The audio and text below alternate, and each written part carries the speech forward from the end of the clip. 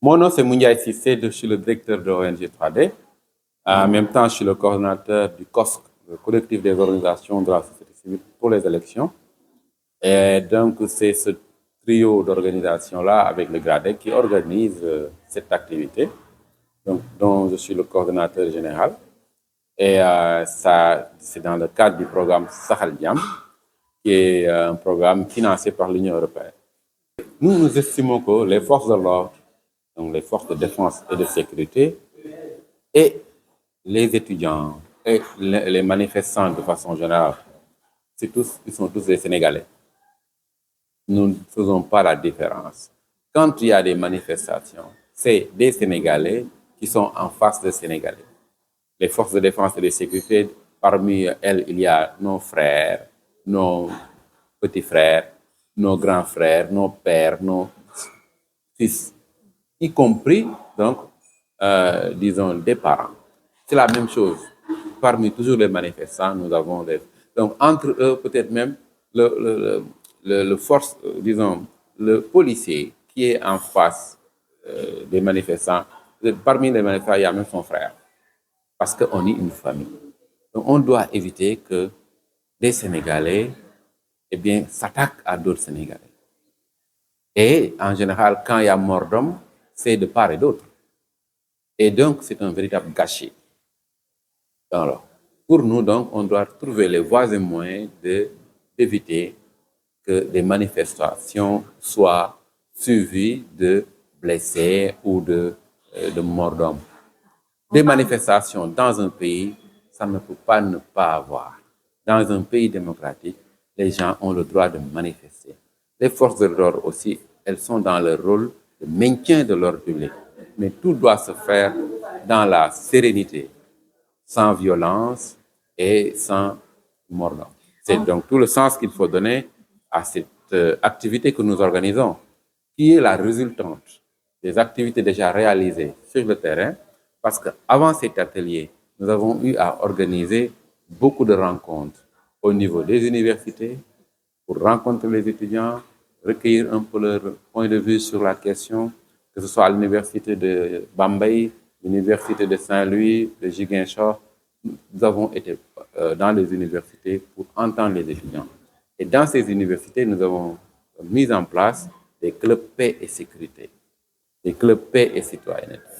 Et donc, c'est dans ce cadre-là qu'on a pu, après avoir recueilli toutes leurs préoccupations, qu'on est venu, après aussi avoir rencontré les forces de défense et de sécurité, qu'on est venu pour élaborer un mémorandum de prévention des conflits. Nous allons organiser maintenant un atelier national avec les plus hautes autorités et les plus hautes autorités des forces de défense et de sécurité pour qu'ensemble on trouve des moyens d'organiser des manifestations sans violence. Voilà, je m'appelle Ababakar Fall, je suis le secrétaire général du GRADEC. Le GRADEC, c'est le groupe de recherche et d'appui conseil pour la démocratie participative. Voilà, vous savez, nous avons un consortium, c'est le consortium composé des organisations que sont l'ONG 3D, le GRADEC et le COSC. Et cet atelier entre dans le cadre de la mise en œuvre d'un certain nombre d'activités qui étaient prévues dans le programme Sahel Diam qui est financé par l'Union européenne.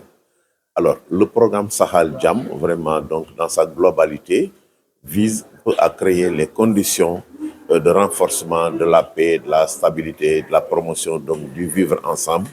Et elle participe, disons, donc, de la prévention et de la gestion des conflits.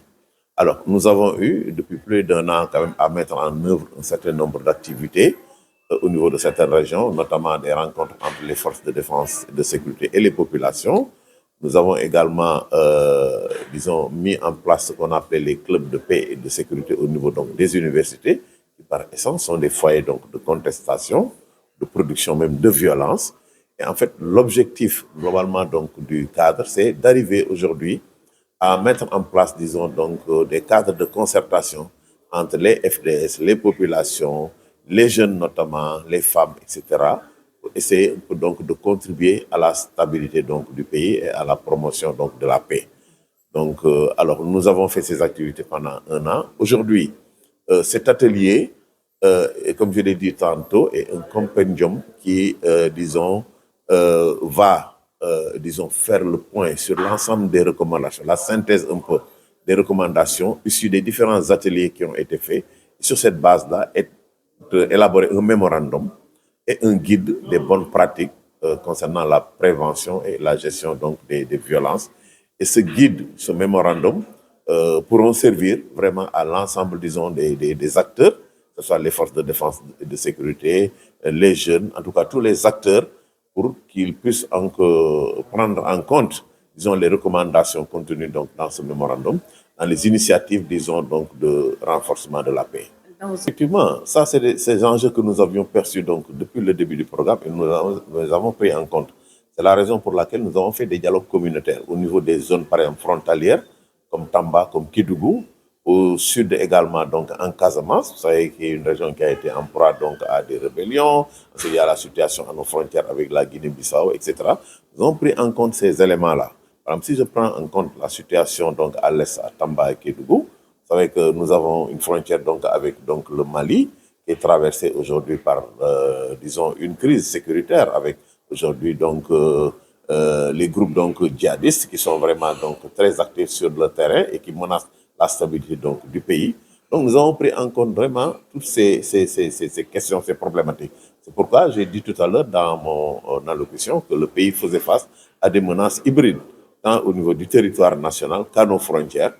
Et justement, nous avons mis en place des structures au niveau de certaines zones frontalières pour qu'elles puissent donc travailler avec l'administration, avec les forces de défense et de sécurité pour vraiment pouvoir prévenir, disons, les violences, pour pouvoir prévenir en tout cas certaines menaces terroristes.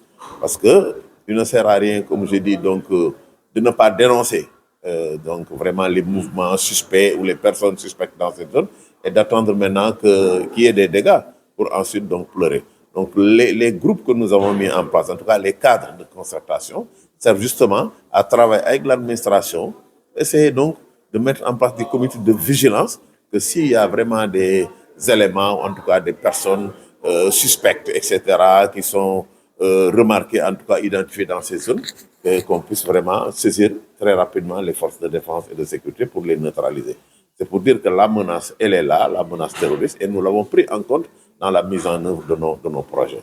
Et il y a également les situations comme ça dans les universités, où il y a eu récemment des violences ici au niveau de Dakar, à Saint-Louis, un peu à Ziguinchor. Et dans cette optique, nous travaillons également dans l'espace universitaire à mettre en place des clubs de paix et de sécurité pour essayer donc vraiment, en tout cas, de créer des cadres de dialogue entre les autorités académiques et les étudiants pour prévenir les violences.